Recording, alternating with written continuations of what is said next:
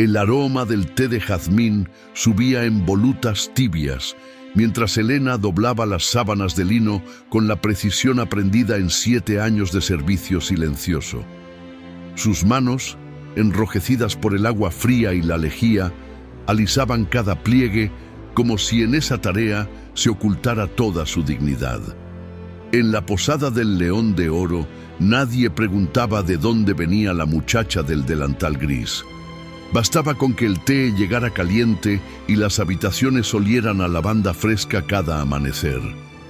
Lo que ninguno de los huéspedes sabía, ni siquiera la señora Domitila, dueña del establecimiento, era que el caballero del cuarto número 7, aquel hombre taciturno que nunca levantaba la vista del periódico durante el desayuno, poseía una fortuna capaz de comprar toda la ciudad 3 veces. Y Elena, menos que nadie, podía imaginar que sus pasos descalzos sobre el entarimado de roble cambiarían ambos destinos para siempre. Corría el año 1823, y en las calles empedradas de Sevilla todavía resonaban los ecos de una Europa reconstruyéndose tras las guerras napoleónicas. Las diligencias traían viajeros desde Madrid, comerciantes desde Cádiz, nobles venidos a menos que ocultaban su ruina bajo capas de terciopelo raído. Cuéntame desde qué lugar del mundo nos escuchas. ¿Crees que el amor verdadero desafía las diferencias de clase? Porque esta es la historia de una mujer que aprendió que el valor de una persona no se mide por su apellido, y de un hombre que descubrió que la riqueza sin propósito es la peor de las pobrezas. Entre las paredes encaladas de aquella posada, donde cada mañana Elena llevaba una bandeja con té humeante y un bollito de mantequilla al cuarto 7, el destino tejía su red invisible.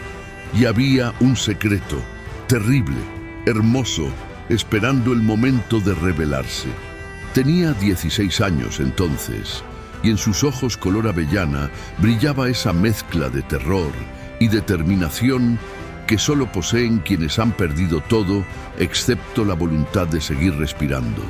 La señora Domitila, una matrona robusta con manos como espuertas de mercado y corazón pragmático, la examinó de arriba abajo bajo la luz amarillenta de un farol de aceite. ¿Sabes leer?, preguntó sin preámbulos. Sí, señora. ¿Escribir? También. ¿Robar? Elena sintió que el suelo se movía bajo sus pies. Jamás, señora. Domitila asintió lentamente, como quien evalúa ganado en la feria. Bien, porque en esta casa hay huéspedes que llevan más oro en los bolsillos que tú y yo veremos en toda la vida. Un solo real desaparecido y te echo a la calle sin contemplaciones. ¿Entendido? Entendido. Así comenzaron los días de Elena en aquel universo pequeño y completo. Despertar antes del alba para encender los fogones, calentar agua en calderos de cobre, subir bandejas de desayuno por escaleras que crujían con cada peldaño, cambiar sábanas, sacudir colchones, fregar suelos con cepillos de cerda que le destrozaban las palmas. 7 años después, a sus 23 años, Elena conocía cada tabla suelta del entarimado, cada grieta en las paredes de cal, cada mancha de humedad del techo.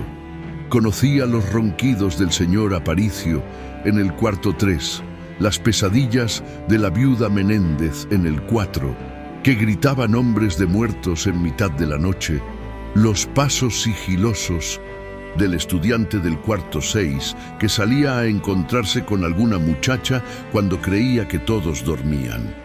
Pero el cuarto 7 era diferente.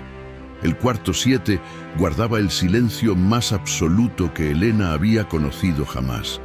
Su huésped actual llevaba 3 semanas instalado allí. Había llegado una tarde de octubre con una sola maleta de cuero negro, sin criado, sin séquito, sin el menor alarde. Vestía de forma impecable, levita oscura, chaleco de seda gris, corbatín anudado con precisión matemática.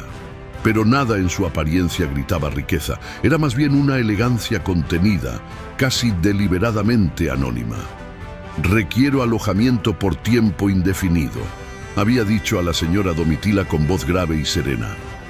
«Pagaré por adelantado cada semana. Desayuno a las 7 en punto. No deseo ser molestado fuera de esos momentos». Depositó sobre el mostrador una cantidad de monedas de oro que hizo parpadear incluso a Domitila.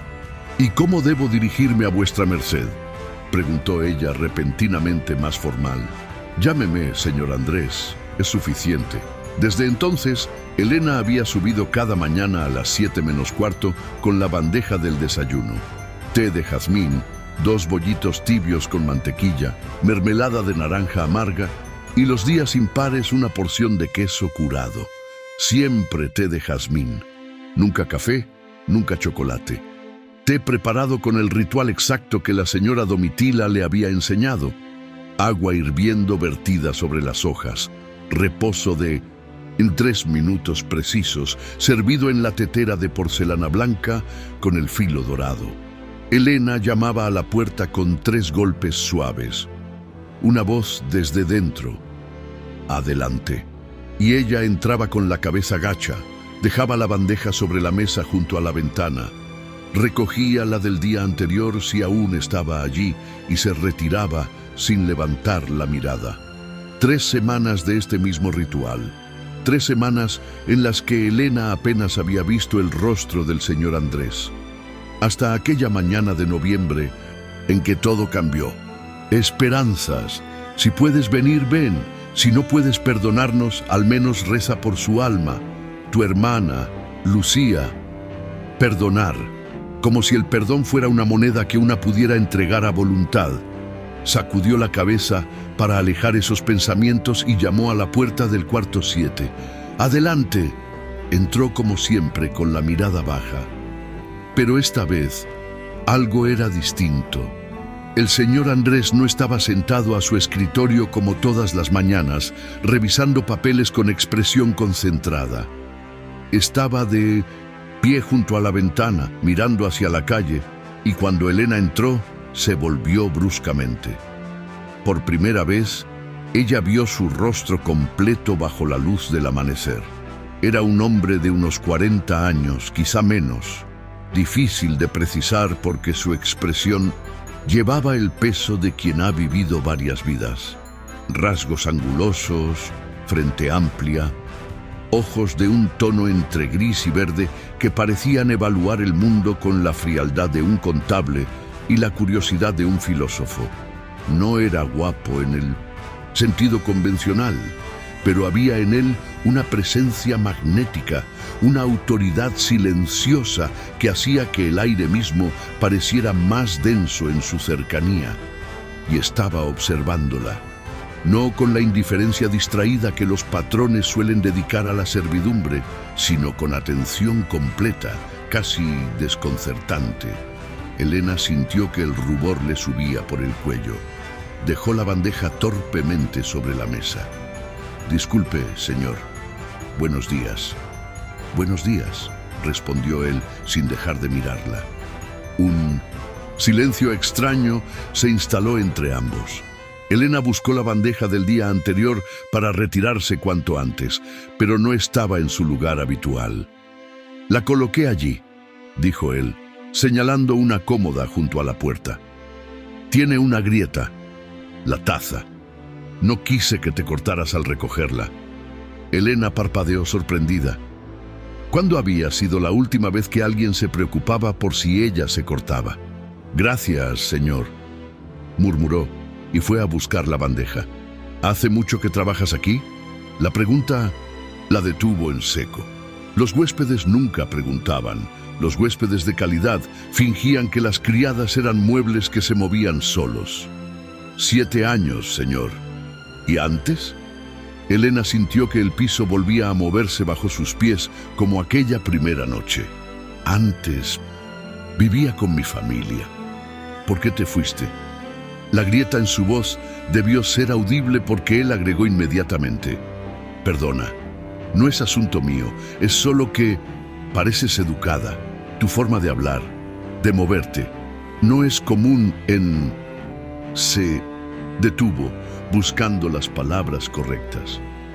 En las criadas, completó Elena con una pizca de desafío que la sorprendió a sí misma. Él sonrió. Fue una sonrisa mínima, apenas una curvatura en la comisura de los labios, pero transformó completamente su rostro severo. Iba a decir, en alguien tan joven, pero sí, tienes razón, es un prejuicio imperdonable de mi parte. Elena no supo qué responder. Los caballeros no se disculpaban con las criadas. Los caballeros no sonreían así, con esa mezcla de ironía y sinceridad. Debo bajar, señor. Hay otras habitaciones que atender. Por supuesto. Pero cuando Elena tomó la bandeja agrietada y se dirigió a la puerta, él habló de nuevo. El té estaba perfecto, como siempre. Ella se detuvo sin volverse. ¿Siempre? Siempre. Durante estas 3 semanas, perfectamente preparado. La temperatura exacta, el tiempo de reposo preciso. Alguien te enseñó bien. Elena sintió algo cálido expandiéndose en su pecho, algo peligroso. La señora Domitila es exigente. No me refiero a eso. Me refiero a que prestas atención a los detalles. Eso es poco frecuente. Esta vez Elena sí se volvió para mirarlo, olvidando por un instante las reglas no escritas de su posición. Los detalles son lo único que tenemos, señor, los que somos invisibles. Si no prestáramos atención a cada pequeña cosa, desapareceríamos por completo. Algo centelleó en los ojos grises del señor Andrés. Sorpresa, quizá, o reconocimiento. Sí, dijo quedamente. Supongo que sí. Elena salió del cuarto con el corazón latiéndole contra las costillas como un pájaro enjaulado que presiente la tormenta. ¿Libro es ese que llevas en el delantal? Has vivido siempre en Sevilla. ¿La señora Domitila trata bien a su personal? Elena respondía con frases cortas, cuidadosas, consciente de que estaba caminando por territorio peligroso. Había visto a otras muchachas del servicio confundir la amabilidad de un caballero con interés genuino, solo para acabar deshonradas y despedidas cuando él se cansaba del juego. Pero había algo en el señor Andrés que no encajaba en ese patrón. No había lascividad en su mirada. No intentaba tocarla, ni siquiera acercarse demasiado. Sus preguntas parecían genuinamente curiosas, como si ella fuera un acertijo que intentara descifrar. Una mañana, él le pidió un favor extraño. ¿Sabes leer letra cursiva? La antigua con las florituras. Elena asintió con cautela. Mi abuelo me enseñó. Era escribano. ¿Podrías leer esto? Extendió un papel amarillento cubierto de una caligrafía elaborada. Mis ojos ya no son lo que eran con esta luz. Tan escasa. Era una mentira obvia. El señor Andrés no necesitaba ayuda para leer, pero Elena tomó el papel y lo examinó. Era una carta fechada en 1789.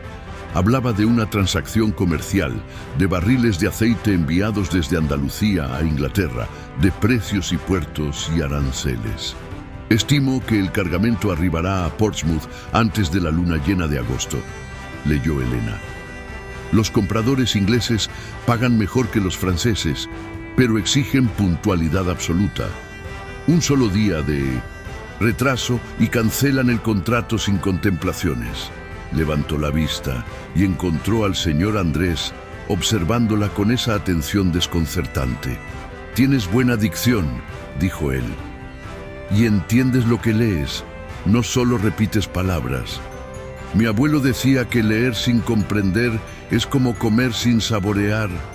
Tu abuelo era un hombre sabio». «Lo era», respondió Elena, y de pronto la habitación pareció demasiado pequeña, demasiado íntima. «¿Necesita algo más, señor?» «No, gracias». Pero cuando ella se retiraba, él agregó, «Elena». Era la primera vez que pronunciaba su nombre. Ella se detuvo sin volverse. «¿Sí, señor? Si alguna vez necesitas ayuda con cualquier cosa, puedes decírmelo». El corazón de Elena se aceleró peligrosamente. «Soy solo una criada, señor. Usted es un huésped. No sería apropiado». «Ya, lo apropiado». Su voz sonaba extrañamente amarga. Qué palabra tan útil para mantener a las personas en sus lugares asignados. Elena apretó la bandeja contra su pecho y salió antes de que él pudiera ver las lágrimas que le quemaban los ojos sin razón aparente. Años atrás, por el pecado imperdonable de querer elegir su propio destino. No. Así funcionan los hilos del destino.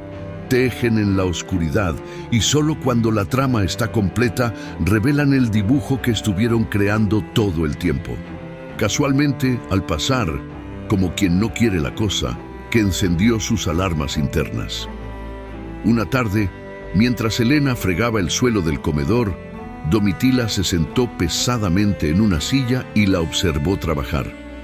El caballero del 7 preguntó si sabías coser, dijo sin preámbulos. Las manos de Elena se detuvieron sobre el cepillo. ¿Para qué, señora? Dice que tiene unas camisas que necesitan zurcido.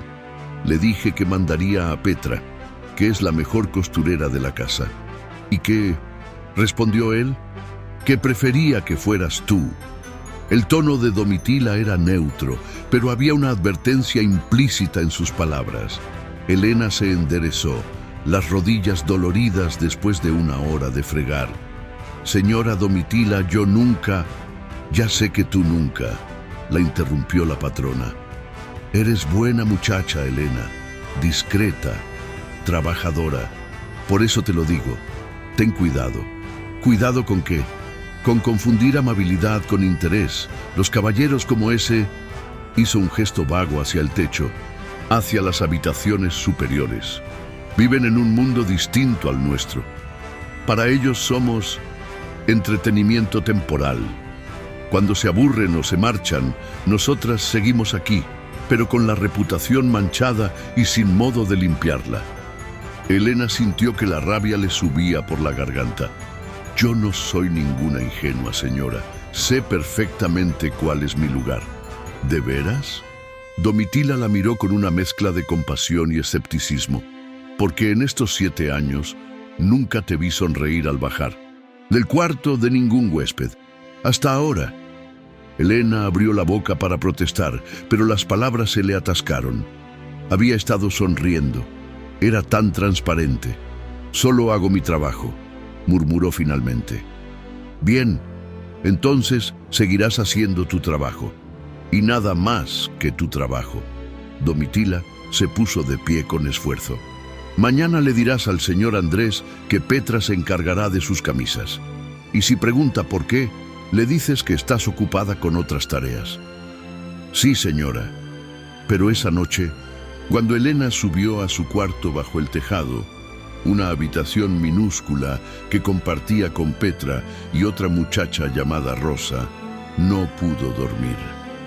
Se quedó mirando las vigas del techo, escuchando la respiración pausada de sus compañeras, preguntándose por qué las palabras de la señora Domitila le dolían tanto.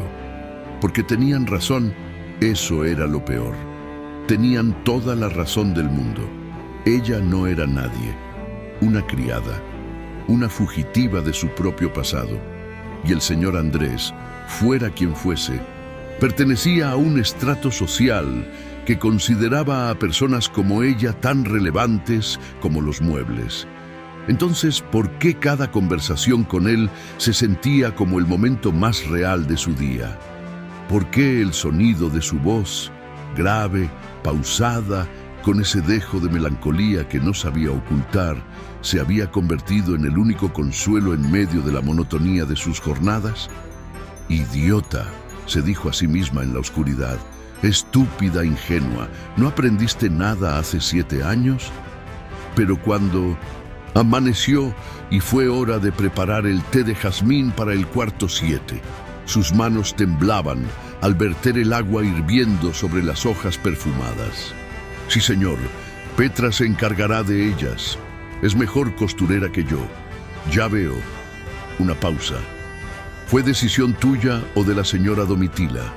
Elena apretó los puños dentro de los bolsillos del delantal. Mía, señor. Mentirosa. La palabra fue dicha sin malicia, casi con ternura.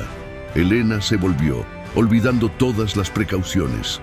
¿Cómo se atreve a llamarte mentirosa?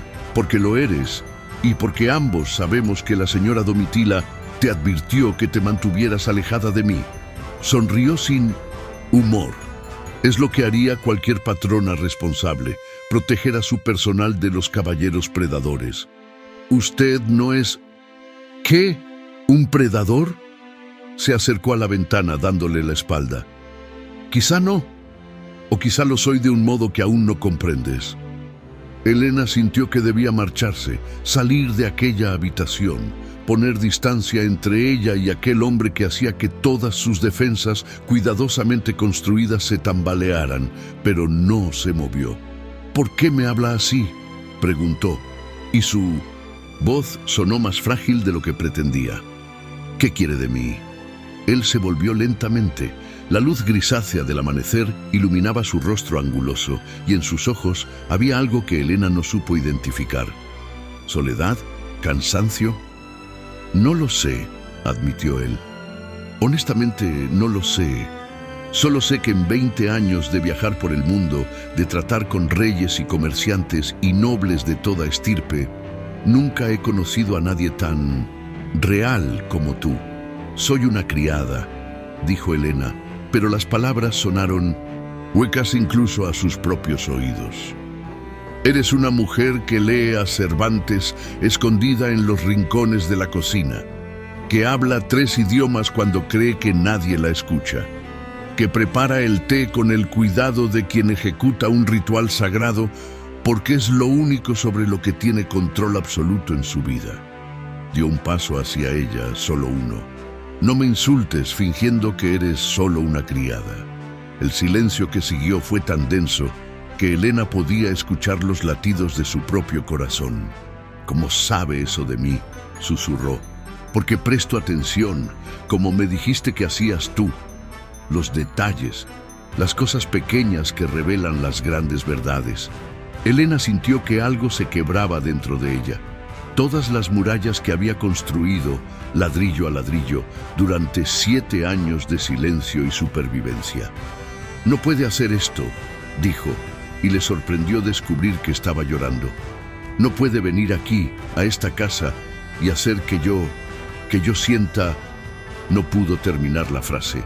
El señor Andrés dio otro paso, acortando la distancia entre ellos. ¿Qué sientes?, preguntó con voz baja. Nada, no siento nada. Las lágrimas rodaban por sus mejillas. No puedo sentir nada, no está permitido. Al diablo con lo que está permitido. Y entonces hizo algo completamente inesperado. Se arrodilló frente a ella. Elena retrocedió conmocionada. ¿Qué hace? Levántese. Si alguien lo ve, que me vean. Permanecía arrodillado, mirándola desde abajo, invirtiendo todas las jerarquías del mundo. Elena, no sé quién eres realmente, no sé qué te trajo a esta posada, pero sé que quien sea que te haya hecho creer que eres invisible, que no importas, te mintió, y necesito que lo sepas. Elena temblaba, dividida entre el impulso de huir y el deseo abrumador de creerle. Usted no me conoce, logró decir. Entonces, déjame conocerte. ¿Para qué? La rabia surgió súbitamente, salvándola del abismo de la vulnerabilidad. ¿Para qué, señor Andrés?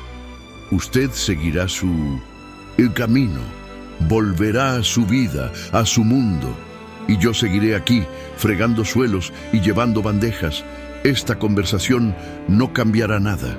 Él se puso de pie lentamente, y cuando habló, su voz tenía un filo que Elena no le había escuchado antes.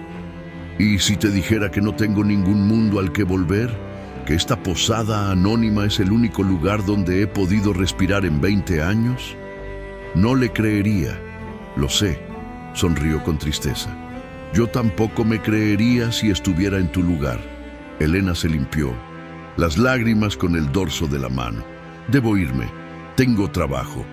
Por supuesto, pero cuando ella alcanzó la puerta, él dijo, el té estaba perfecto, como siempre, y por alguna razón que Elena no supo explicar, esas palabras simples hicieron que todo fuera infinitamente peor. Tensión no pronunciada entre ellos llenaba la habitación como un cuarto ocupante.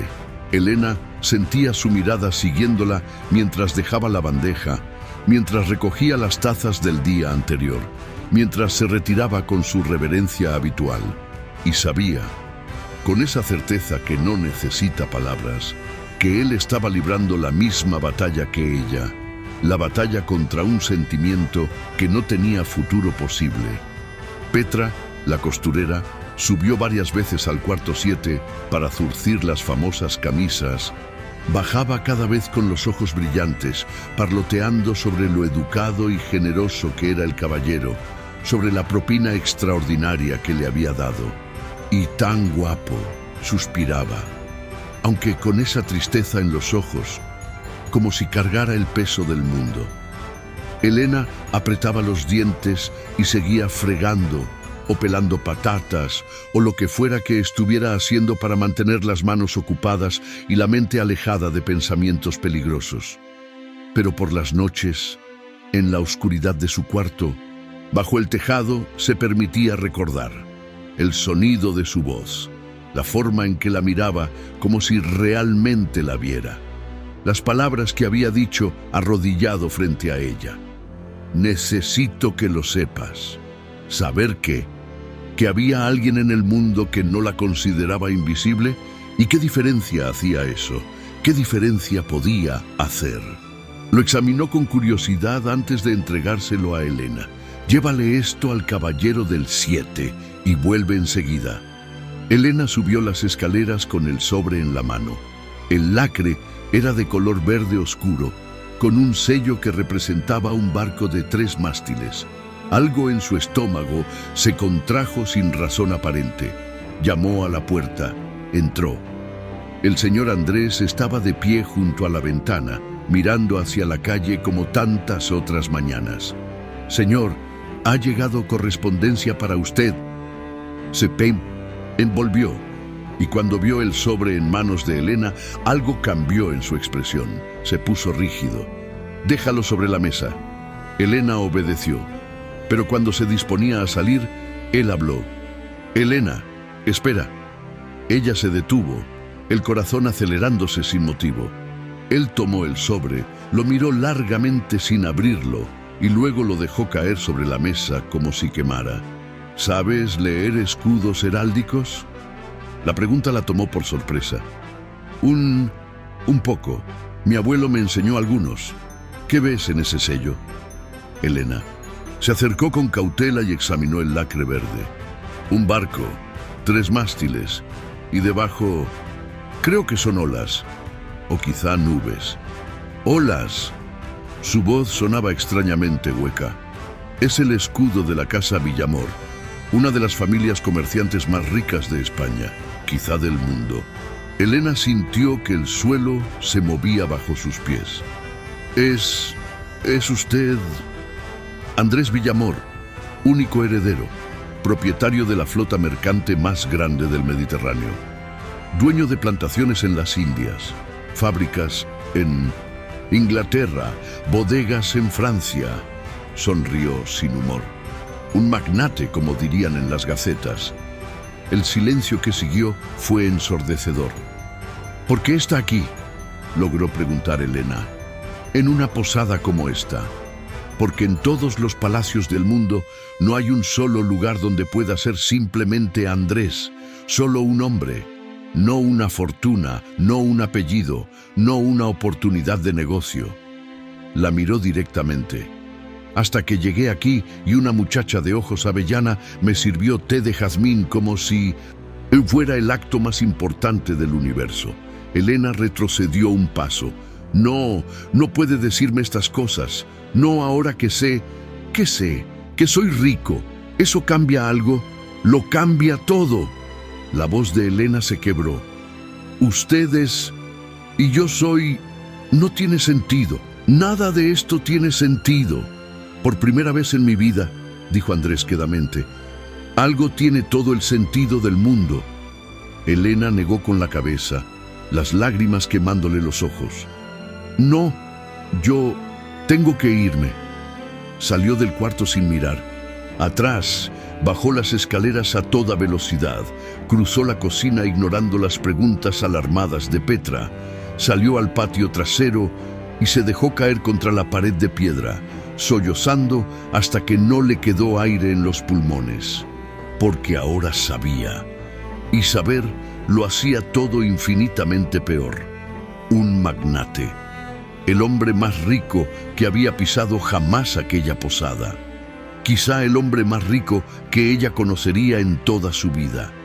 Y ella, una criada fugitiva de su propia familia, sin un real a su nombre, sin futuro más allá de fregar suelos hasta que su espalda se quebrara o encontrara algún hombre dispuesto a casarse con una mujer sin dote. La diferencia entre ambos no era un abismo, era un océano. Dedicó esos 3 días a trabajar hasta el agotamiento. Fregó suelos que ya estaban limpios, lavó sábanas que ya estaban lavadas, cualquier cosa para mantener el cuerpo ocupado y la mente alejada del cuarto 7. Pero por las noches, la voz de Andrés resonaba en su cabeza. Por primera vez en mi vida, algo tiene todo el sentido del mundo. ¿Cómo podía decir eso? ¿Cómo podía un hombre con el mundo entero a sus pies mirarla a ella que no tenía nada, y ver algo que valiera la pena? La respuesta llegó el cuarto día, de la forma más inesperada. Un golpe seco. ¿Qué? Una condesa, con vestido de seda verde y un collar de esmeraldas del tamaño de huevos de codorniz. La señora Domitila está histérica. No sabía que teníamos semejante caballero hospedado. Elena se limpió las manos en el delantal y salió de la cocina sin pensar. Cruzó el pasillo, se detuvo en el umbral del comedor y allí estaba, una mujer de unos 30 años, hermosa como una pintura de museo. Cabello negro recogido en un elaborado peinado con perlas, entrelazadas, vestido de seda verde esmeralda con encajes de Bruselas, porte de quien ha nacido y crecido sabiendo que el mundo le pertenece. Y frente a ella, de pie junto a la ventana, Andrés, con expresión de alguien enfrentando su propia ejecución. «No voy a casarme contigo, Beatriz», decía con voz cansada. «Ya te lo dije en Madrid, te lo dije en Cádiz, te lo dije en cada maldita carta que has ignorado durante 6 meses». La condesa, Beatriz, se rió. Fue una risa cristalina, practicada en 1000 salones aristocráticos. «Qué encantadora tu rebeldía, querido, pero ambos sabemos que no tienes opción. Nuestras familias firmaron el contrato hace 3 años. Tu padre, que en paz descanse, lo arregló todo antes de morir. Es un asunto de honor. Mi padre vendió mi vida sin consultarme. No pienso honrar un contrato que nunca acepté.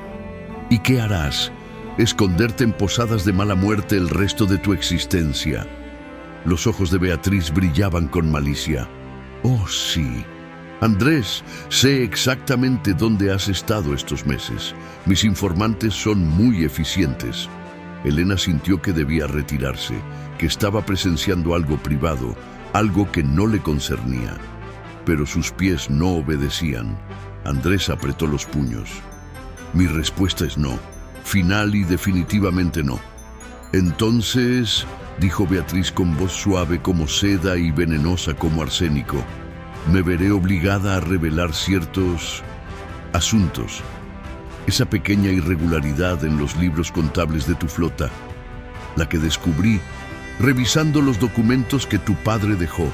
Nada grave, por supuesto, solo suficiente para que las autoridades fiscales comiencen una investigación, suficiente para arruinar tu reputación, para destruir la confianza de tus socios, para convertir tu imperio en escombros.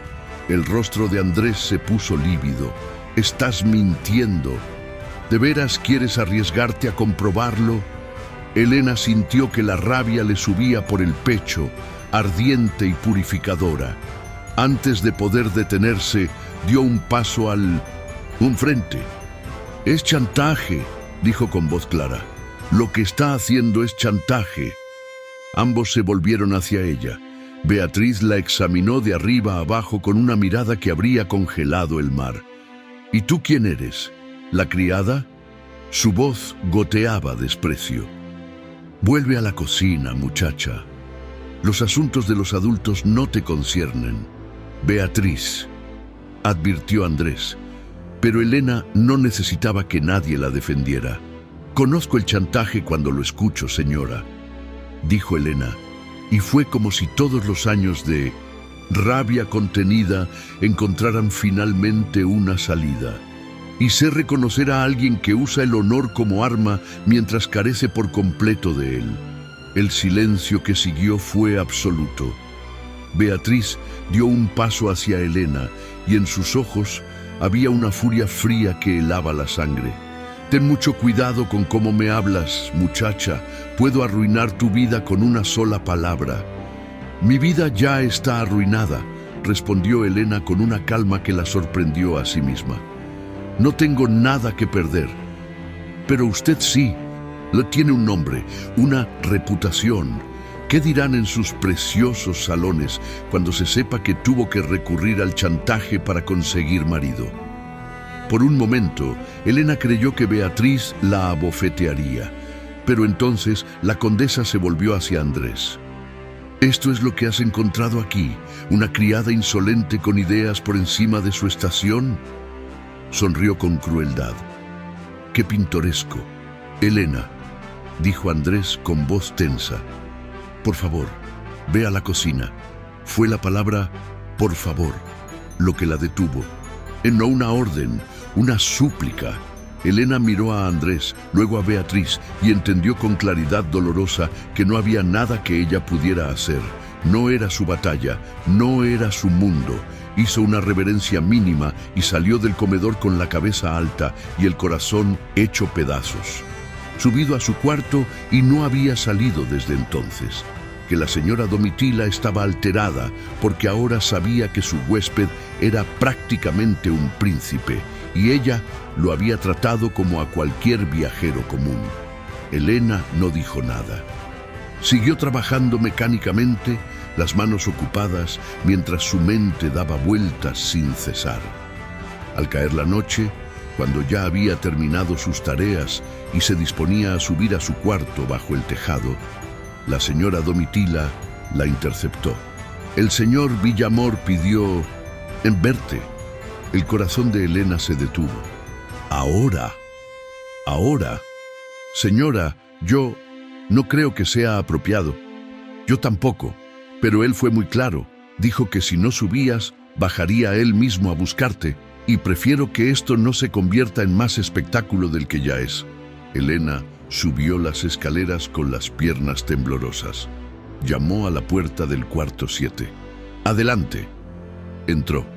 Andrés estaba sentado en la única silla de la habitación, con la cabeza entre las manos.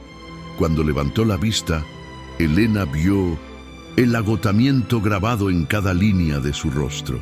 «No debiste hacer eso», dijo él. «Lo sé. Beatriz es peligrosa, vengativa, puede hacerte daño. Que lo intente». Andrés se puso de pie lentamente. «Elena, esto es serio. Ella tiene poder, influencias. Si decide destruirte...» «¿Por qué?», lo interrumpió Elena.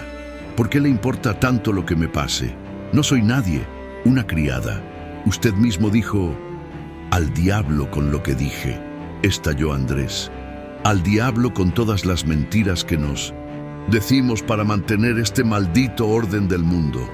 Tú importas, me importas, y no puedo...» Se pasó las manos por el cabello con gesto frustrado. «No puedo seguir fingiendo que no es así». Elena sintió que el suelo volvía a moverse. «¿Usted va a casarse con ella?» «No, va a hacerlo, porque si no lo hace, ella destruirá todo lo que ha construido». y usted no puede permitirlo.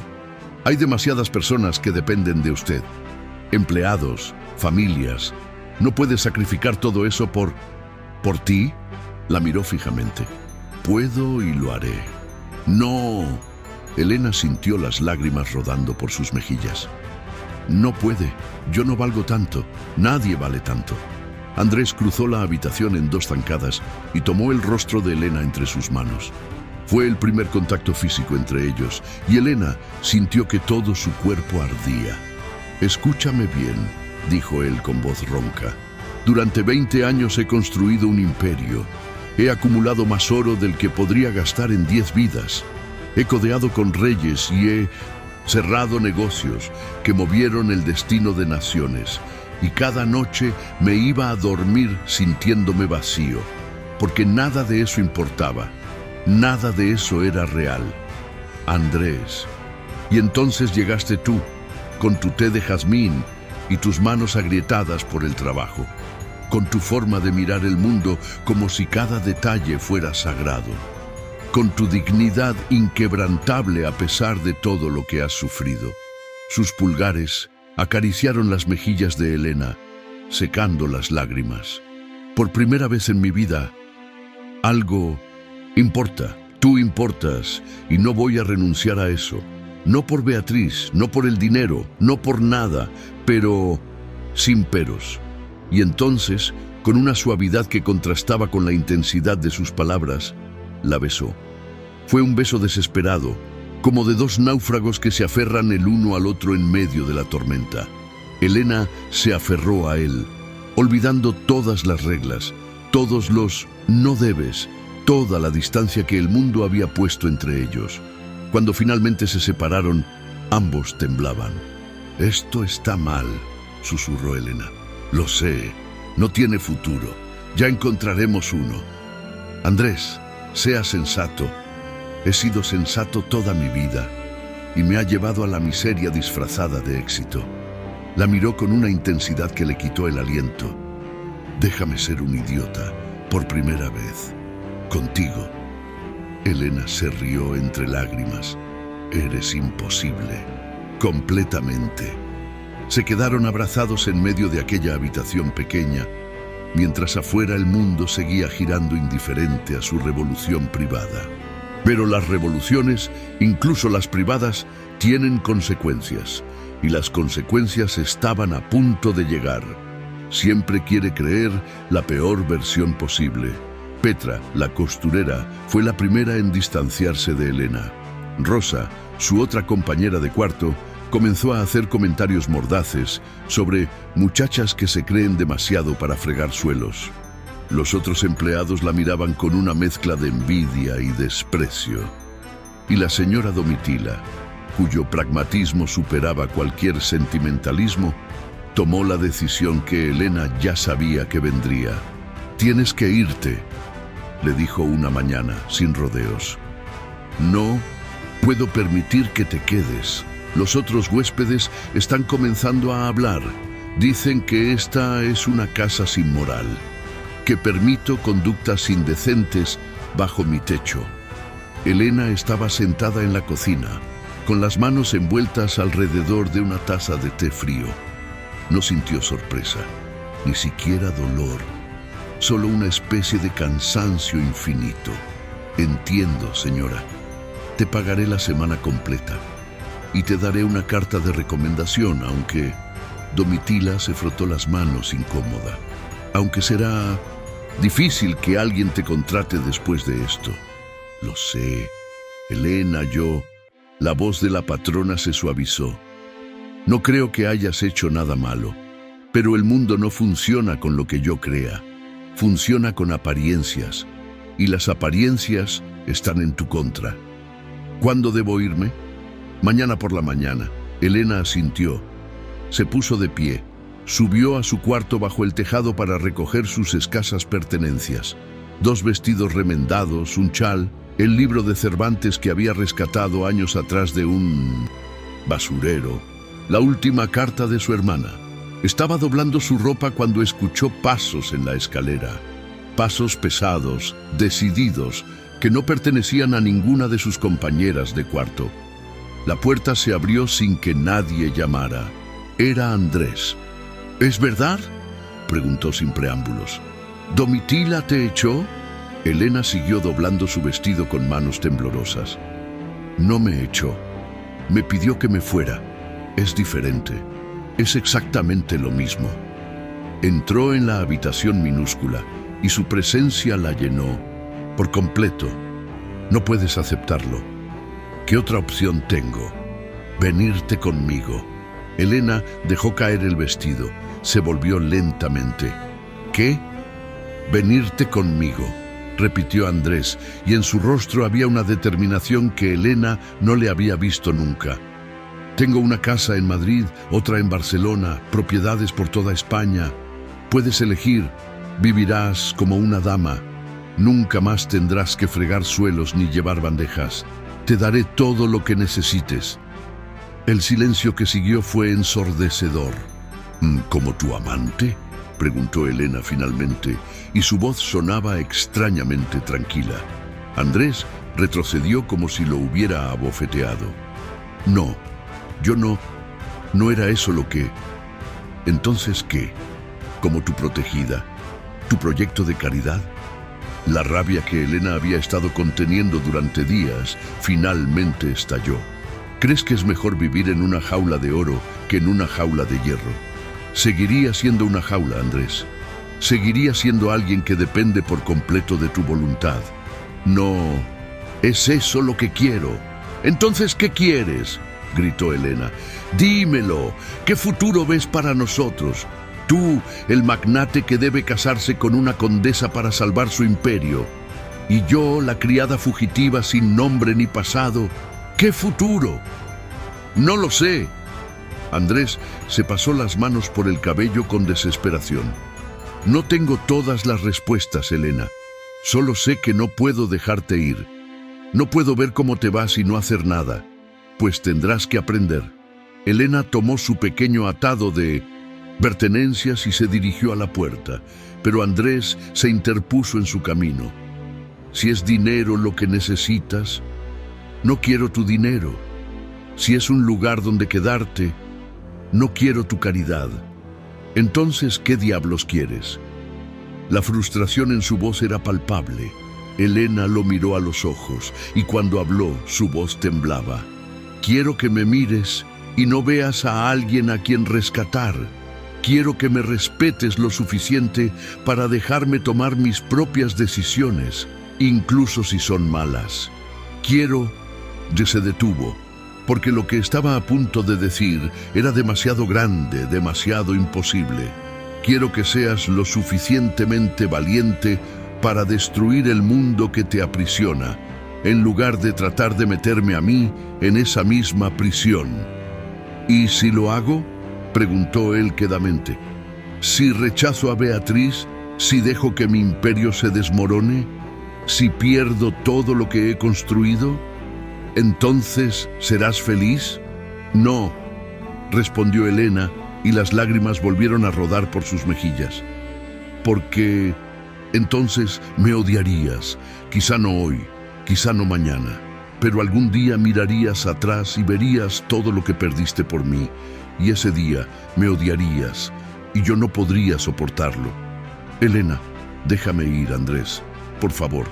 Si sientes algo por mí, déjame ir con dignidad. Andrés permaneció inmóvil, con la mandíbula apretada y los puños cerrados, y finalmente, con un gesto que le costó más que cualquier decisión de negocios que hubiera tomado jamás, se apartó. Elena pasó junto a él y bajó las escaleras sin mirar atrás, porque si miraba atrás no tendría la fuerza de seguir caminando, huyendo de su familia. Y ahora se encontraba de nuevo en el mismo lugar, sin hogar, sin recursos, sin futuro visible. Pero esta vez era diferente. Esta vez, la herida que llevaba dentro no era de rabia, sino de algo más complejo. Algo que dolía de forma distinta. Amor. La palabra que no se había atrevido a pronunciar, ni siquiera en sus pensamientos más secretos. Amaba a Andrés Villamor. Amaba su inteligencia silenciosa, su soledad disfrazada de éxito, su forma de mirarla como si fuera la única persona real en un mundo de máscaras, y por eso mismo no podía quedarse, porque el amor, cuando es verdadero, no exige sacrificios imposibles, no pide que el otro se destruya para demostrarlo. Caminó hasta que la oscuridad fue completa. Se sentó en los escalones de una iglesia cerrada, envuelta en su chal, temblando de frío y de algo que no era solo frío. Y fue allí donde la encontró, horas después, una mujer mayor con rostro curtido por el sol y manos nudosas de tanto trabajo. «Muchacha, ¿qué haces aquí a estas horas?» Elena levantó la vista. La mujer llevaba un delantal manchado y olía a pan recién horneado. «Nada, señora, estoy bien». «No pareces estar bien, pareces estar muriendo de frío». Se sentó junto a Elena sin pedir permiso. «¿Tienes dónde dormir esta noche?» Elena negó con la cabeza. «¿Familia? No. ¿Amigos? No». La mujer chasqueó la lengua. «Entonces, ven conmigo. Tengo una panadería a 2 calles de aquí. Puedes dormir en el cuarto trasero. Esta noche, mañana veremos qué hacer contigo». Elena sintió que algo se quebraba dentro de su pecho. Era la bondad sin expectativas, la ayuda sin condiciones, lo que la estaba destrozando. «No tengo cómo pagarle, señora». «¿Sabes amasar?» «No». «¿Sabes barrer?» «Sí». «Entonces ya tienes cómo pagarme. Vamos, muchacha, la noche se pone fría». Elena se puso de pie y siguió a la mujer por las calles oscuras.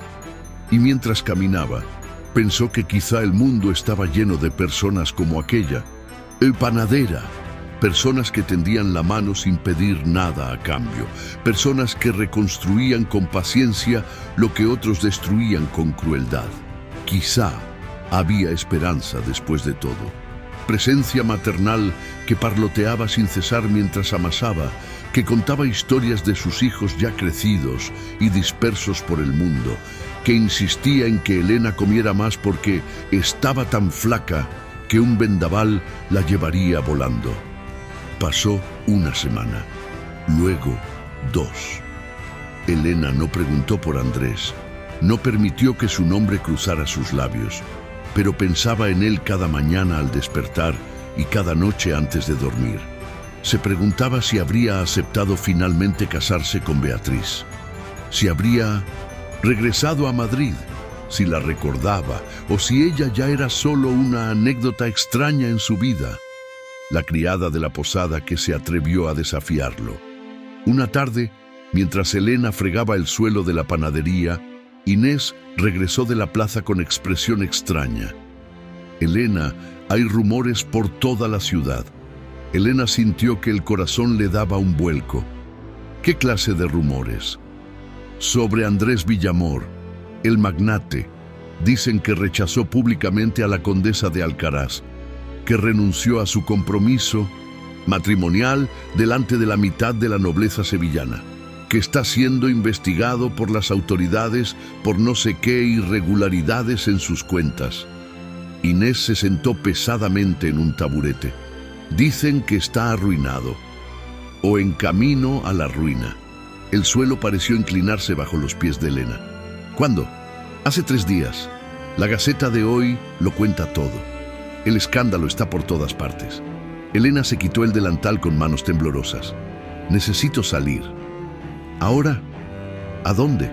«No lo sé, pero necesito saber si está bien». Inés la miró con una mezcla de comprensión y resignación. «Es él, ¿verdad? El caballero por el que huías». Elena no lo confirmó ni lo negó. Solo se puso el chal y salió a las calles. Que no la amaba, que nunca la amaría, que prefería perder su fortuna antes que vivir una mentira, La condesa de Alcaraz, humillada delante de toda la sociedad, había cumplido su amenaza, había presentado documentos ante las autoridades fiscales, había iniciado una campaña de difamación. Los socios comerciales de Andrés comenzaban a retirarse asustados por el escándalo. Los banqueros exigían el pago inmediato de préstamos. Su imperio, construido durante 2 décadas, se desmoronaba y Andrés había desaparecido. Nadie sabía dónde estaba.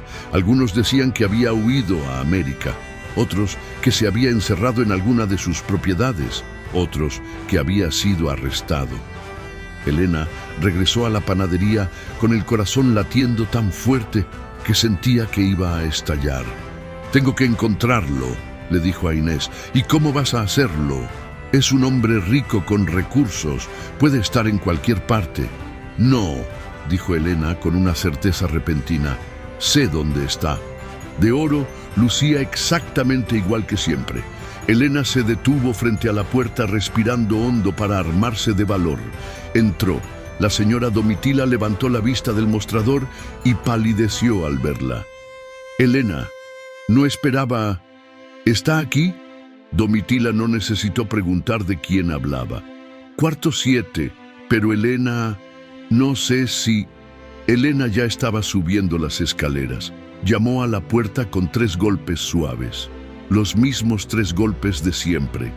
Una voz desde dentro, ronca y cansada. «Adelante». Entró. Andrés estaba sentado junto a la ventana, mirando hacia la calle. Estaba sin afeitar, con el chaleco desabrochado, el cabello revuelto. Parecía haber envejecido 10 años en 2 semanas. Cuando la vio, algo se rompió en su expresión. Elena. Ella cerró la puerta a su espalda y cruzó la habitación. Se arrodilló frente a él, invirtiendo la posición de aquella vez que él se había arrodillado frente a ella. «¿Qué hiciste?», susurró. «Lo que debí hacer hace años». Su voz sonaba exhausta pero extrañamente tranquila. «Decir la verdad. Pero tu imperio, tu fortuna, se irá. Quizá ya se fue». Sonrió sin humor. «Resulta que cuando uno construye un castillo sobre mentiras, solo hace falta una verdad para que se derrumbe. ¿Y no te arrepientes?». Andrés la miró directamente a los ojos. «De muchas cosas. De haber esperado tanto. De haber sido cobarde durante tanto tiempo. Pero no de esto. Nunca de esto». Elena sintió las lágrimas rodando por sus mejillas. «Idiota», dijo sin fuerza.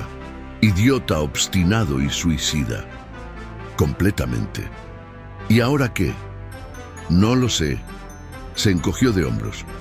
«Supongo que buscaré trabajo. Tengo manos. Puedo aprender a hacer cosas útiles.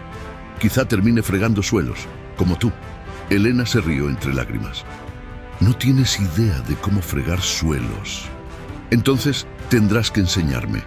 Se miraron en silencio, y en ese silencio había todo lo que no necesitaba ser dicho. «Tengo un trabajo», dijo Elena finalmente. «En una panadería. La dueña es buena mujer. Quizá necesite a alguien que lleve las cuentas, que sepa de números. Eres bueno con los números, ¿verdad?». Andrés sonrió. Fue la primera sonrisa genuina que Elena le había visto desde que se conocieron. «Soy excelente con los números. El pago es miserable. Me parece justo. Tendrás que levantarte antes del alba. Puedo hacerlo. Y», agregó Elena con voz temblorosa, «tendrás que soportarme. Cada día, con mi carácter imposible y mis opiniones y mi forma de ver el mundo». Andrés se inclinó hacia adelante y tomó el rostro de Elena entre sus manos como había hecho aquella noche que cambió todo. «Elena Cristóbal, soportarte es lo único que me mantiene con ganas de despertar cada mañana». Se besaron con la desesperación de 2 personas que han encontrado algo invaluable en medio de las ruinas. Y cuando se separaron, ambos estaban llorando y sonriendo al mismo tiempo. Fiscal reveló errores, no fraudes, pero suficientes irregularidades para hundir su reputación. Los socios se retiraron. Los banqueros ejecutaron sus garantías. Las propiedades fueron vendidas una a una para pagar deudas. Al final, le quedó una pequeña casa en las afueras de Sevilla, comprada años atrás por un capricho, a nombre de una empresa que los investigadores no rastrearon, y suficiente dinero para vivir con modestia durante un tiempo. Elena trabajaba en la panadería de Inés. Andrés llevaba las cuentas del negocio y ayudaba con las entregas. Por las noches, en la casa pequeña que ahora compartían, se sentaban junto a la chimenea y hablaban de todo, de sus vidas pasadas, de sus arrepentimientos, de sus esperanzas. Andrés le contó cómo había heredado el imperio de su padre a los 20 años, sin estar preparado, sin quererlo realmente. Cómo había pasado 2 décadas persiguiendo el éxito, porque era lo único que sabía hacer. Cómo cada nueva adquisición, cada nuevo negocio, lo había dejado más vacío que el anterior. Elena le contó su historia completa, cómo había sido Elena Cristóbal y Montoya, hija del conde de Almarza, cómo a los 16 años había rechazado el matrimonio arreglado que su padre había pactado con un duque viejo y cruel, cómo su familia la había desheredado por desobediente, cómo había huido en mitad de la noche con lo puesto y un puñado de monedas robadas. ¿Y nunca intentaste volver?, preguntó Andrés. Una vez, hace 3 años. Elena miraba el fuego. Esperé fuera de la casa familiar durante horas. Vi a mi madre salir en su carruaje. Lucía mayor, más frágil. Quise llamarla, pero entonces vi a mi hermana pequeña a su lado. Lucía estaba riendo, parecía feliz, y pensé, ¿qué derecho tengo a volver y romper esa paz con mi presencia? Soy la hija que deshonró a la familia, la que eligió la vergüenza sobre el deber. Elegiste la libertad sobre la esclavitud, corrigió Andrés. No es lo mismo. Para ellos sí. Se quedaron en silencio mirando las llamas danzar. ¿Te arrepientes?, preguntó Andrés finalmente. Cada día, respondió Elena con honestidad. Y ni un solo día. Es posible sentir ambas cosas al mismo tiempo. Él tomó su mano. Lo sé. Era negro, con el sello de cera también negro. Luto. Con manos temblorosas rompió el lacre. Elena, madre murió ayer por la noche. El entierro será mañana a las 10 en la capilla familiar. Padre dijo que no eres bienvenida, pero yo sí te quiero allí. Por favor, ven, por ella, tu hermana, Lucía. Elena leyó la carta 3 veces antes de que las palabras cobraran sentido completo. Su madre había muerto. La mujer que la había parido, que la había mecido de bebé, que le había enseñado a coser y a tocar el pianoforte, que había llorado el día que Elena huyó de casa. Estaba muerta. Y ella no había estado allí. Andrés la encontró sentada en la cocina, con la carta apretada entre los dedos y la mirada perdida. ¿Qué pasó? Elena le entregó la carta sin palabras. Él la leyó y luego se sentó junto a ella. ¿Vas a ir? No lo sé. ¿Quieres ir? Elena sintió las lágrimas quemándole los ojos. Mi padre me dijo, el día que me fui, que yo estaba muerta para él, que nunca más pronunciaría mi nombre, que si volvía alguna vez me echaría a los perros como a una intrusa. Y lo decía en serio, Andrés.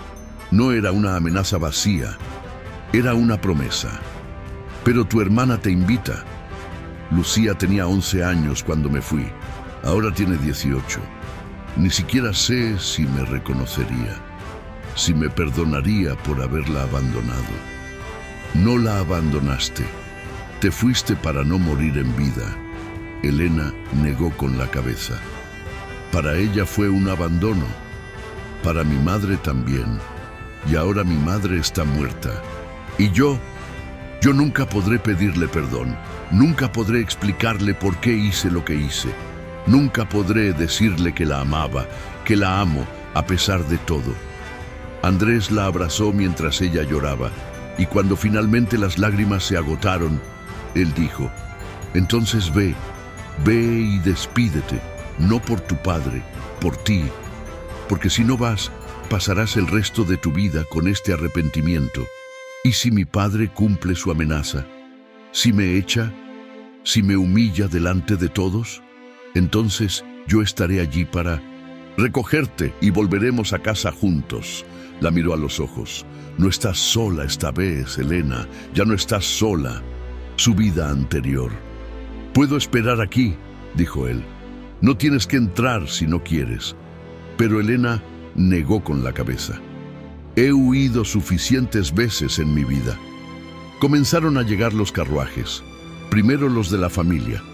Elena reconoció a su padre de inmediato, más viejo, más encorvado, pero con la misma expresión severa que recordaba.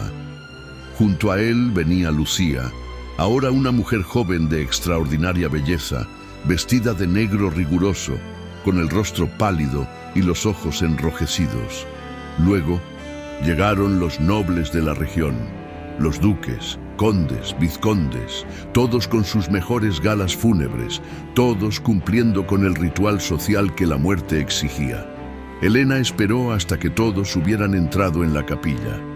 Entonces, con Andrés a su lado, comenzó a caminar hacia la entrada. Un criado en la puerta la detuvo. Lo siento, señorita, pero esta es una ceremonia privada.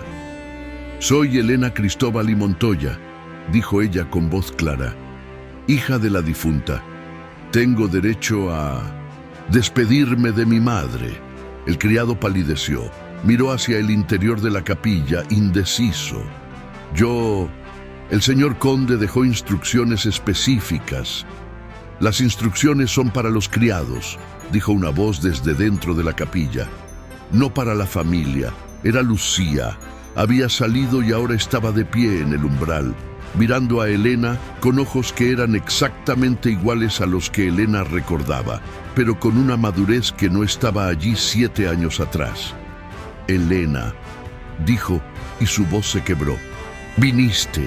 Las dos hermanas se miraron durante un instante eterno, y entonces Lucía cruzó los últimos pasos que las separaban y abrazó a Elena con fuerza desesperada. Lo siento, sollozó. Siento tanto no haber respondido tus cartas. Siento no haber sido más valiente. Siento... Shh, susurró Elena, acariciándole el cabello. Tú eras una niña. No tenías por qué ser valiente.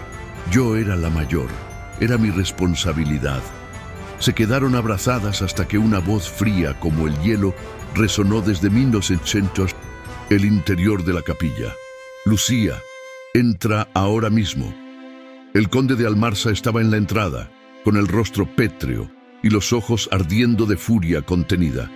Esa mujer, dijo sin mirar a Elena, no es bienvenida aquí. Se lo advertí hace 7 años. Está muerta para esta familia. Elena sintió el viejo dolor familiar clavándose en su pecho. Pero esta vez no estaba sola. Andrés dio un paso adelante, colocándose junto a ella. Con el debido respeto, señor conde, dijo con voz cortés, pero en firme, Elena tiene derecho a despedirse de su madre. El derecho de sangre supera cualquier decreto familiar. El conde lo examinó de arriba abajo con desprecio apenas disimulado. ¿Y quién es usted para hablar de derechos en asuntos de mi familia? Nadie importante, respondió Andrés. Solo alguien que ama a su hija y que no va a permitir que la humillen. Un murmullo se elevó entre los dolientes que observaban la escena desde el interior de la capilla. Elena reconoció algunas caras, vecinos, conocidos de su infancia, todos observando el escándalo con esa mezcla de fascinación y reprobación que la aristocracia reserva para las tragedias ajenas. Padre, dijo Lucía con voz temblorosa pero firme, Elena es mi hermana, es hija de madre, tiene derecho a estar aquí. No me contradigas. La voz del conde resonó como un trueno. Esa muchacha eligió su camino cuando rechazó el matrimonio que yo había arreglado, cuando deshonró el apellido Almarza huyendo como una ladrona. En mitad de la noche, Está muerta para mí, y debería estar muerta para ti también. Pero no lo está, dijo Lucía, y por primera vez en su vida desafió abiertamente a su padre. Está viva, y está aquí, y va a entrar en esa capilla a despedirse de nuestra madre, aunque tenga que cargar con ella personalmente. El silencio que siguió fue absoluto. El conde miró a su hija menor con expresión de incredulidad y traición. Luego miró a Elena, y en sus ojos había algo más complejo que simple rabia. Había dolor, había orgullo herido, había el peso de años de rigidez y tradiciones que no permitían flexibilidad. Si ella entra, dijo finalmente, tú y yo tendremos una conversación muy seria después del entierro. Lo sé, padre. Lucía tomó la mano de Elena. Pero vale la pena. Y con eso, las dos hermanas entraron juntas en la capilla familiar de los Almarza, cubierto parcialmente por un paño de terciopelo negro con el escudo de armas bordado en hilo de oro. Elena se acercó lentamente, consciente de las miradas clavadas en su espalda, de los susurros que corrían como fuego por los bancos. Pero ya nada de eso importaba. Se arrodilló frente al ataúd y por primera vez en 7 años lloró por su madre. No lágrimas silenciosas y contenidas, sino sollozos profundos que le sacudían todo el cuerpo. Lloró por los años perdidos, por las conversaciones que nunca tendrían, por los abrazos que nunca se dieron, por el perdón que nunca pudieron intercambiar. Lo siento, mamá, susurró entre lágrimas. Siento no haber sido la hija que necesitabas que fuera. Siento haberte causado tanto dolor. Siento no haber estado aquí cuando me necesitabas, pero nunca, ni un solo día, dejé de amarte. Sintió una mano posarse suavemente sobre su hombro. Era Lucía, arrodillada junto a ella. Ella también te amaba, dijo su hermana con voz baja. Nunca dejó de amarte. Guardaba tus cartas en una caja bajo su cama. Las leía cada noche cuando creía que nadie la veía. Y lloraba, pero nunca dijo nada. Porque, padre, lo sé, la interrumpió Elena. Lo sé. Se quedaron allí, arrodilladas juntas, mientras el sacerdote comenzaba los rezos del funeral. Y cuando llegó el momento de llevar el ataúd al cementerio, Elena y Lucía caminaron lado a lado, ignorando las miradas escandalizadas de los asistentes. En la tumba, mientras el ataúd descendía lentamente a la tierra, el conde permaneció de pie como una estatua de piedra, sin derramar una sola lágrima. Pero Elena vio cómo sus manos temblaban. Vio el dolor que intentaba ocultar bajo su máscara de rigidez aristocrática. Y en ese momento comprendió algo que le había llevado 7 años entender. Su padre no era un monstruo. Era solo un hombre atrapado en un mundo de reglas que él no había creado, pero que creía que debía defender. Un hombre que amaba a su modo. Torpe y rígido, incapaz de expresarlo de forma que sus hijas pudieran reconocer. No lo justificaba, pero lo entendía. Cuando la ceremonia terminó y los dolientes comenzaron a dispersarse, el conde se acercó a Elena. Andrés dio un paso adelante instintivamente, pero Elena lo detuvo con un gesto. Padre e hija se miraron en silencio.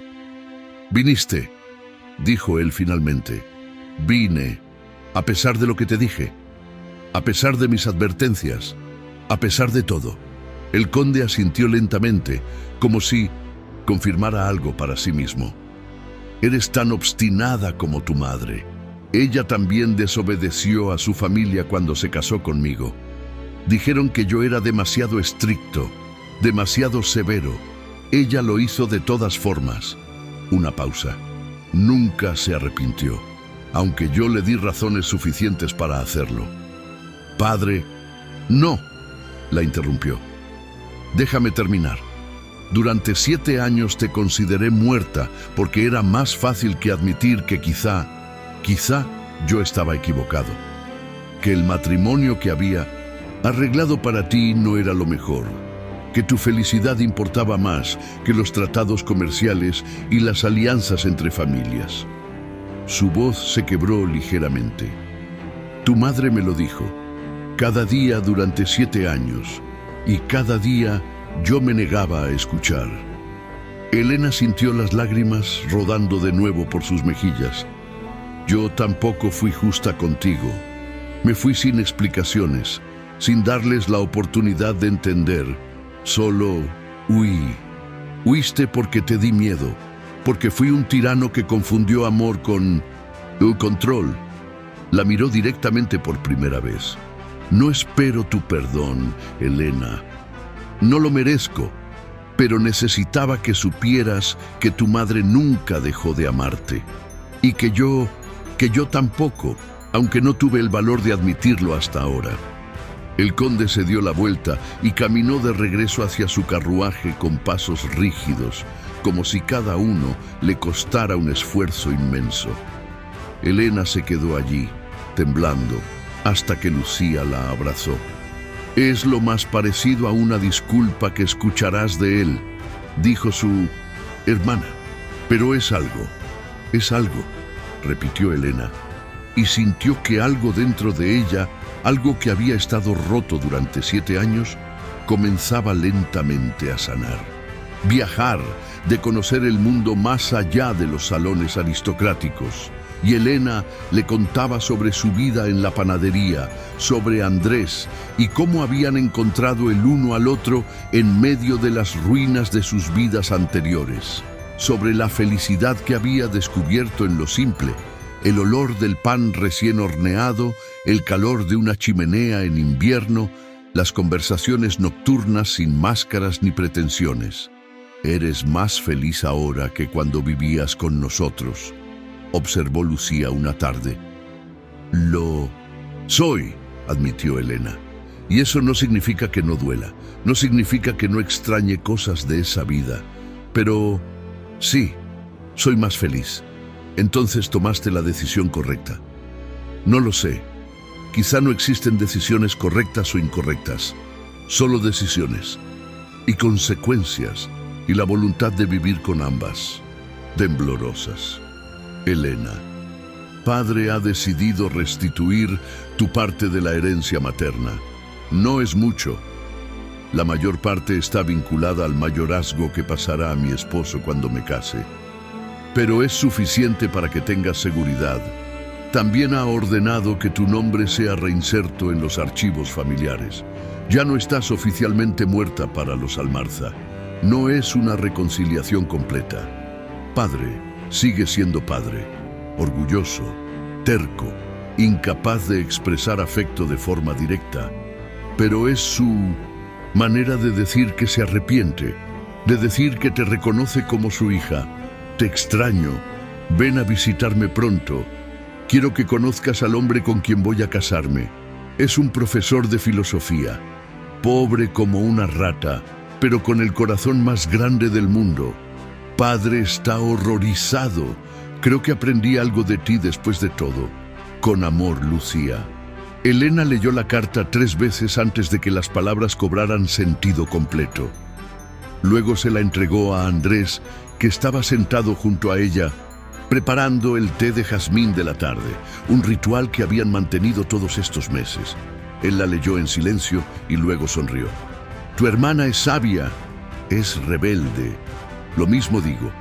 Elena se rió, pero las lágrimas rodaban por sus mejillas. No sé qué hacer con esto, con el dinero, con todo.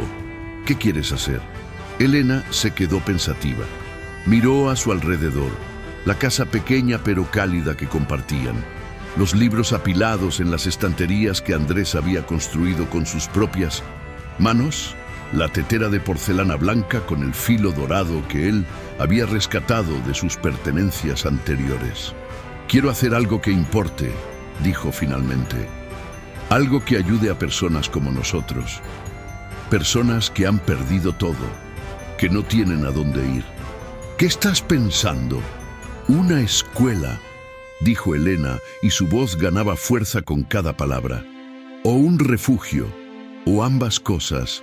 Un lugar donde muchachas como yo, las que huyen de matrimonios forzados, de familias que las rechazan, de situaciones imposibles, puedan encontrar ayuda, aprender oficios, tener opciones que no sean elegir entre la miseria y la deshonra.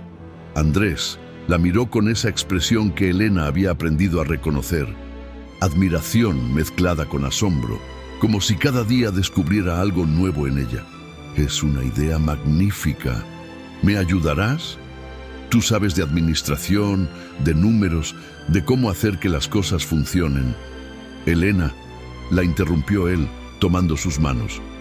Te ayudaré en cualquier cosa que quieras hacer, hoy, mañana, siempre. Incluso si fracasamos, especialmente si fracasamos, porque entonces lo intentaremos de nuevo y de nuevo hasta que funcione. Se besaron con la ternura de quienes han sobrevivido tormentas juntos y saben que ningún temporal futuro podrá separarlos. Sólido, funcional, con suficiente espacio para albergar a 20 muchachas, con aulas para enseñar lectura, escritura, aritmética, costura, cocina, administración básica. Inés, la panadera, fue contratada como instructora de cocina y repostería. Andrés llevaba las cuentas y enseñaba matemáticas. Elena coordinaba todo y daba clases de lengua y literatura. Las primeras estudiantes llegaron tímidamente. Una muchacha que había huido de un padre violento, otra rechazada por su familia por quedar embarazada sin casarse, otra que había sido criada en la servidumbre y soñaba con algo más. Elena las recibía a cada una con el mismo ritual: una taza de té de jazmín servido en la tetera de porcelana blanca con el filo dorado, un momento de silencio compartido, y luego las palabras que ella misma había necesitado escuchar 7 años atrás. Eres bienvenida aquí, eres vista aquí, importas. De oro, Elena y Andrés se casaron.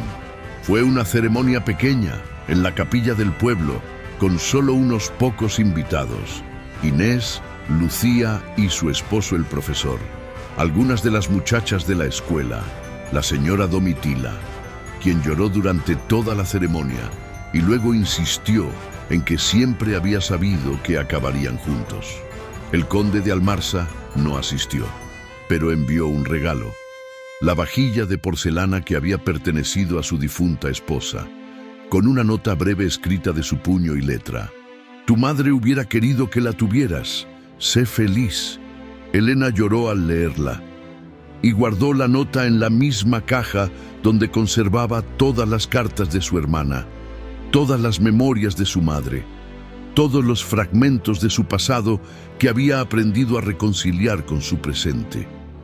En la recepción, celebrada en el jardín de la escuela bajo guirnaldas de flores silvestres, Andrés brindó por su esposa con palabras que hicieron llorar a todos los presentes. Conocí a Elena cuando yo lo tenía todo y era nada, cuando vivía rodeado de lujos y me sentía vacío. Ella me enseñó que la riqueza verdadera no está en lo que posees, sino en lo que das. Que el éxito no se mide en monedas de oro, sino en vidas tocadas.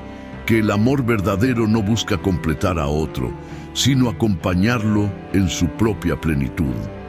Elena respondió con su propio brindis. Andrés me enseñó que no necesitaba ser rescatada, sino reconocida. Que mi valor no dependía de mi apellido ni de mi posición, sino de mi humanidad. Que elegir el amor no es debilidad, sino el acto más valiente que podemos realizar. Y que dos personas rotas pueden encontrarse y, sin dejar de estar rotas, construir algo hermoso juntos. Se besaron bajo el aplauso de sus invitados, mientras el sol de la tarde doraba el jardín y el aroma del té de jazmín flotaba en el aire. Sus puertas aprendieron oficios, encontraron empleos dignos, reconstruyeron sus vidas. Algunas se casaron, otras permanecieron solteras y construyeron negocios propios. Otras se convirtieron en maestras en la misma escuela que las había acogido. Cada una escribió su propia historia, pero todas compartían el mismo principio: la convicción de que su pasado no definía su futuro y que merecían elegir el curso de sus propias vidas. Elena y Andrés nunca tuvieron hijos propios, pero criaron a docenas de muchachas que llegaban rotas y salían enteras. Fueron padres, mentores, amigos, guías. Y en cada una de esas vidas transformadas, encontraron el propósito que ambos habían buscado durante tanto tiempo. El conde de Almarza murió 10 años después del funeral de su esposa. En su testamento dejó una donación sustancial a la escuela de Elena, con una nota que decía simplemente: para que otras hijas no tengan que elegir entre familia y libertad. Elena lloró al leer esas palabras. Lloró por el padre que nunca aprendió a expresar su amor en vida, pero que al final encontró la forma de hacerlo en muerte. Lloró por los años perdidos, por las conversaciones nunca tenidas, por el orgullo que mantuvo a ambos alejados durante tanto tiempo. Pero también sonrió, porque su padre, a su modo torpe y tardío, había aprendido la lección que ella había tratado de enseñarle: que el amor verdadero no controla, no posee, no exige. El amor verdadero libera. Años después de aquel primer encuentro en el cuarto 7, Elena y Andrés seguían viviendo en la misma casa pequeña junto a la escuela. Ya eran viejos, ella con el cabello completamente blanco recogido en un moño simple, él con la espalda encorvada por los años, pero los ojos aún brillantes de inteligencia. Cada tarde, sin falta, preparaban juntos el té de jazmín. Andrés calentaba el agua, mientras Elena medía las hojas con precisión ritual. Vertían el agua hirviendo, esperaban exactamente 3 minutos. Servían en la tetera de porcelana blanca con el filo dorado, ahora con algunas grietas, remendadas con amor, y se sentaban juntos en el jardín. Y cada tarde Andrés decía las mismas palabras que había dicho aquella primera mañana en la posada: el té está perfecto, como siempre. Y Elena respondía con la sonrisa que reservaba solo para él: los detalles son lo único que tenemos. Si no prestáramos atención a cada pequeña cosa, desapareceríamos por completo. Ya, no estamos en peligro de desaparecer, observaba Andrés, señalando con un gesto el edificio de la escuela, lleno de voces de muchachas estudiando, riendo, viviendo. No, concordaba Elena, ya no. Se quedaban allí hasta que el sol se ponía, tomados de la mano, mirando el mundo que habían ayudado a construir, un mundo donde las muchachas sin opciones podían encontrar caminos, donde los nobles arruinados podían descubrir propósito, donde 2 personas rotas podían sanar juntas sin dejar de ser quienes eran. Un mundo mejor, no perfecto, pero mejor. Y al final, quizá eso era lo único que importaba: dejar el mundo un poco mejor de cómo lo encontraste. Una vida transformada a la vez, una taza de té a la vez. A ella, sosteniéndole la mano cuando exhaló su último suspiro, las muchachas de la escuela lloraron su pérdida. Lucía, ahora viuda y abuela, viajó desde Madrid para el funeral. Los periódicos publicaron obituarios celebrando su trabajo, su legado, las vidas que había tocado. Pero fue en la ceremonia íntima, en la capilla del pueblo, donde se reveló el verdadero alcance de su impacto. Una por una, decenas de mujeres de todas las edades se pusieron de pie para compartir sus historias. La costurera que ahora tenía su propio taller, la maestra que dirigía una escuela en Barcelona, la médica que había sido la primera mujer en su familia en asistir a la universidad, la escritora cuyas novelas se vendían por todo el país. Todas habían pasado por las puertas de la escuela y refugio Elena Cristóbal. Todas habían bebido té de jazmín en aquella tetera de porcelana blanca. Todas habían escuchado las mismas palabras que habían cambiado sus vidas. Eres bienvenida, eres vista, Importas. Andrés escuchó cada testimonio con lágrimas silenciosas rodando por sus mejillas arrugadas. Y cuando llegó su turno de hablar, se puso de pie con esfuerzo y caminó hasta el frente de la capilla. Elena me salvó, dijo con voz que temblaba pero no se quebraba.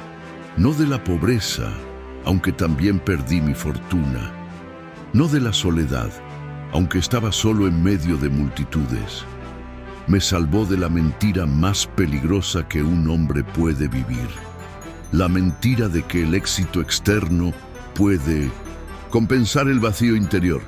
Hizo una pausa, mirando el ataúd cubierto de flores simples de campo, las que Elena siempre prefirió sobre las rosas aristocráticas. Ella me enseñó que la verdadera riqueza se mide en momentos, en miradas compartidas, en rituales pequeños, repetidos con amor, en tazas de té preparadas con atención, en la capacidad de ver a otro ser humano realmente, completamente, sin las capas de prejuicio que el mundo nos impone.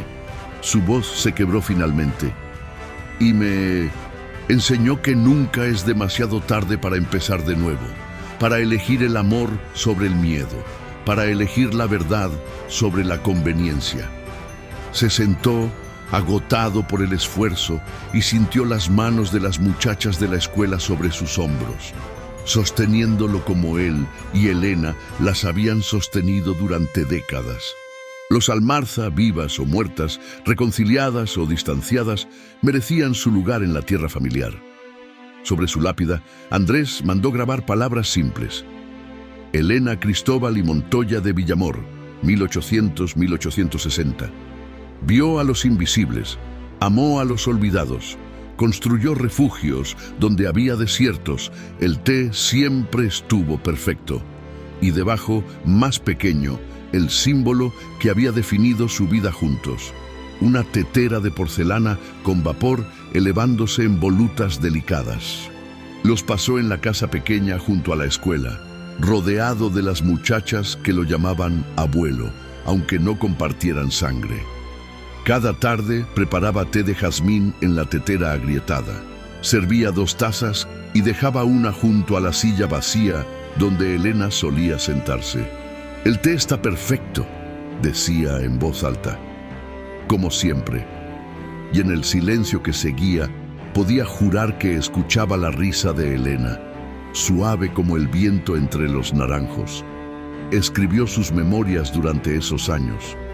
No las publicó, no buscaba fama ni redención pública, pero las dejó en la biblioteca de la escuela, junto con todos los documentos, cartas y registros de la vida que habían construido juntos, para que las futuras generaciones supieran que los finales felices no son perfectos, no son fáciles, pero son posibles. Que el amor verdadero no es el que conquista sin obstáculos, sino el que elige permanecer a pesar de ellos. Que 2 personas pueden perderlo todo y aún así tenerlo todo, si tienen la valentía de mirarse sin máscaras y construir algo nuevo sobre las ruinas de lo viejo. Cuando Andrés murió en 1863, fue enterrado junto a Elena, y sobre su lápida, por instrucción de Lucía, grabaron Andrés Villamor, 1783-1863, construyó imperios de oro y los vio desmoronarse. Encontró el verdadero tesoro en una taza de té y en los ojos de quien lo servía con amor. 20 ciudades de España y América Latina. Miles de mujeres han cruzado sus puertas buscando refugio, educación, una segunda oportunidad. Y en cada sede, sin excepción, hay una vitrina de cristal en el vestíbulo principal. Dentro descansa una tetera de porcelana blanca con el filo dorado, agrietada pero cuidadosamente restaurada. La tetera original, la que Elena llevó consigo desde el cuarto 7 de la posada del León de Oro, la que sirvió té durante 30 años de amor y trabajo. Junto a ella, una placa de bronce con las palabras que fundaron el lugar. Los detalles son lo único que tenemos. Si prestamos atención a cada pequeña cosa, nunca desapareceremos por completo. Bienvenida, eres vista, importas. Y cada nueva estudiante que llega recibe, en su primer día, una taza de té de jazmín servida por la directora de la escuela. Un ritual de bienvenida. Un símbolo de que aquí, en este lugar, será vista como ser humano completo, no como estadística ni como proyecto de caridad. Será vista como Elena vio a aquellas primeras muchachas, como Andrés la vio a ella, cuando todos los demás solo veían a una criada invisible. Personas rotas que se encontraron en el lugar más inesperado y construyeron algo hermoso, no a pesar de sus grietas, sino a través de ellas. Sobre el té de jazmín, servido con atención ritual, porque incluso los actos más pequeños pueden contener todo el amor del mundo si los realizamos con intención. Sobre la verdad de que nunca es demasiado tarde para empezar de nuevo, para elegir diferente, para ser valiente, para amar sin condiciones, y sobre la certeza de que los legados verdaderos no se miden en oro acumulado ni en títulos heredados, sino en vidas transformadas, en esperanzas restauradas, en refugios construidos donde antes solo había desiertos. Elena y Andrés no fueron perfectos. Cometieron errores, tuvieron dudas, enfrentaron pérdidas devastadoras, pero eligieron una y otra vez el amor sobre el miedo, la verdad sobre la apariencia, la libertad sobre la seguridad. Y en esa elección, repetida cada día, en cada taza de té, en cada mano extendida, en cada muchacha recibida, construyeron algo que sobrevivió más allá de sus vidas.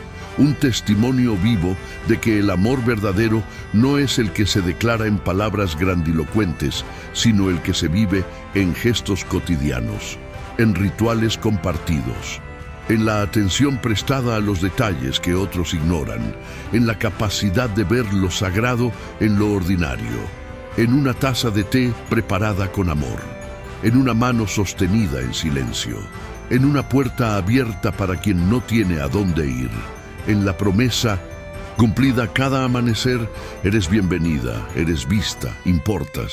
Esta es una historia de amores del pasado.